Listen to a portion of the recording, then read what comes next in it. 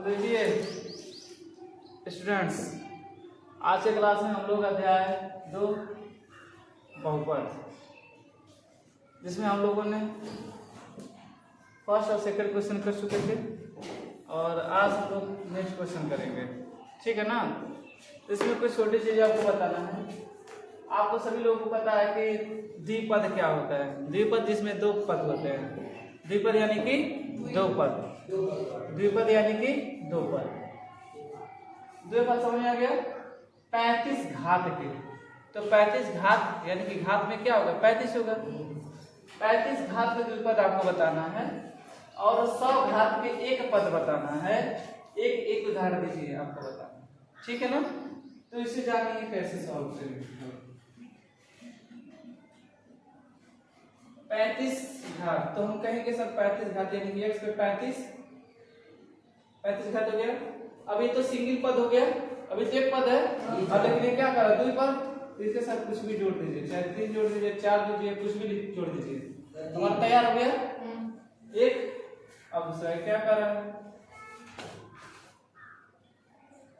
100 घात के एक पद, तो 100 x पे 100 हो गया, एक पद हो गया।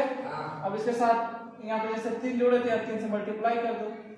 यहाँ 4 जोड़ते, 4 से मल्टीप्लाई करते, कुछ भी करिए, आंसर आपका वही करेक्ट। ठीक है ना। तो ये हमारे क्या आ जाएंगे, आंसर हो जाएंगे। समझ आ गया, किसी को दिक्कत नहीं ना। 35 घात के द्विपद का और 100 घात के एक पद, एक उदाहरण दीजिए। एक उदाहरण होगा, एनी प्रॉब्लम। समझ आ गया, ठीक है, नोट कर लीजिए। नेक्स्ट इसे देखिए, क्वेश्चन नंबर 4। इसे हम लोग कैसे हल करेंगे। ठीक है ना। इसे हम लोग कैसे हल करेंगे, इसमें देखिए दिया निम्नलिखित बहुपदों में से प्रत्येक बहुपद का घात लिखिए। बहुपद का क्या बताना हमको, घात बताना है। तो बहुपद का घात उसे कहेंगे जिसमें जितना ज्यादा पावर रहेगा, जिसमें जितना सबसे बड़ा घात रहेगा, वो इसका क्या होगा, बहुपद की घात होगी। इसमें सबसे ज्यादा पावर वाला कौन है, 3। इसमें कहेंगे इसमें जो बहुपद का घात होगा क्या होगा, बहुपद की घात करेगी 3, क्योंकि सबसे ज्यादा घात 3 है। इसमें बहुपद की घात क्या हो जाएगी, 2। बहुपद की घात 2 है। इसमें बहुपद की घात क्या हो जाएगी, 1। बहुपद की घात, जिसके ऊपर कुछ नहीं उसके ऊपर क्या है, 1। और जिसके ऊपर कुछ नहीं उसके ऊपर 1 है। इस पे 0, क्योंकि ये चल पद है, चल रहा था तब ना 0 होता, 1 होता। कहेंगे बहुपद की घात, बहुपद की घात क्या हो जाएगा, 0 हो जाएगा। अगर इसके साथ कोई वेरिएबल यानी कि चर होता, तो चर अगर रहता है x y z ABCD कुछ भी रहता तो उसकी घात हम क्या मान लेते हैं, 1 मान लेते हैं। लेकिन यदि सिंगल कांस्टेंट है, कोई यदि अचर पद है, तो उसको हम क्या मान लेंगे, उसके ऊपर क्या है, 0। यदि प्रॉब्लम समझ गया। तो हमारे क्वेश्चन नंबर 3 और क्वेश्चन नंबर 4 तक है। यहाँ तक किसी को कोई दिक्कत नहीं ना। तो इसे नोट कर लीजिए और आगे हम लोग नेक्स्ट क्वेश्चन करते हैं। ठीक है। ये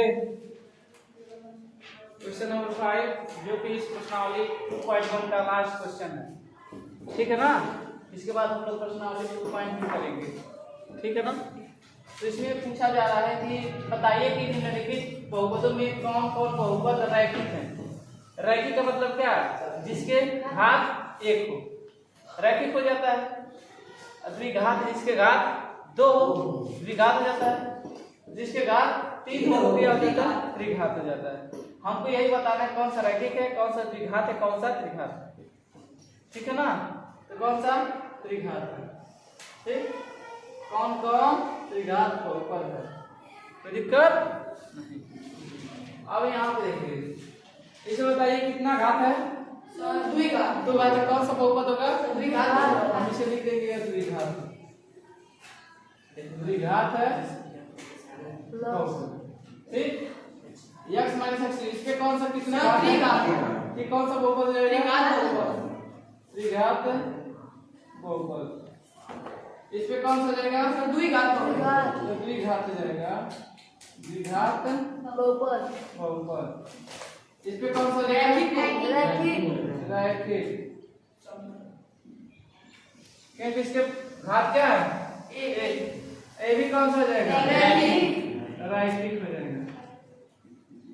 ए कौन सा हो जाएगा द्विघात ए कौन सा हो जाएगा द्विघात।